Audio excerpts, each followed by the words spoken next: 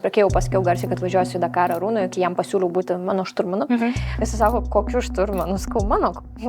Arūnas pradėjo rėkti, sustok, aš išliksiu. Kaip tu pati jautėsi, aš tai verkiau už laimę, skau, čia viskas čia mano, tai skau, viskas galim ruoštis.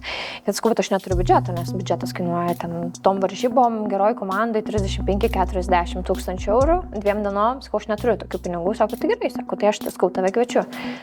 Ir mes išvažiuojam, jau gatvėje dingsta stabdžiai ir tu supranti, kad tau dar net greičio ruožas neprasidėjo ir tada supranti, kad koks tavo greitis bus 50, 60, kiek tu gali išvairuoti.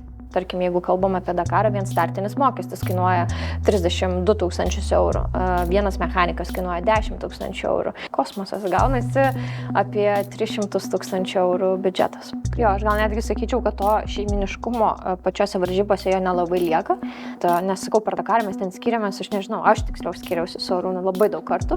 Tai mano visą laiką tas didesnis paveikslas yra įkvėpti kitas moteris ir įrodyti, kad mes moteris tikrai galim. Nes aš esu pirma ir mano tikslas praminti takus kitoms, nes man sakė, jeigu Boba gali suvažiuoti, tai aš irgi galiu. Ir atsitarai ir ten Boba netaip ir galvojam, kad nieko jai šiandien nebejuokinkit jūs manęs. Paskutinę dieną man po postais rašo sveikinimai šaunuolė, netikėjom. Nes labiausiai kas būna, tai būna Dakaro depresija.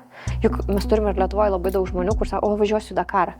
Nu ir kiek jau išvažiuoja. Šita kelionė yra apie discipliną, apie motyvaciją, apie pralaimėjimus, apie traumas. Ir man negėda sakyti, kad aš esu pirmoji Baltijos šalyje, taip, nes aš esu. Ir viskas. Taip. Ir jūs to fakto nebepakeisit. Kiek finansiškai Lietuva pati padeda garsint vardą?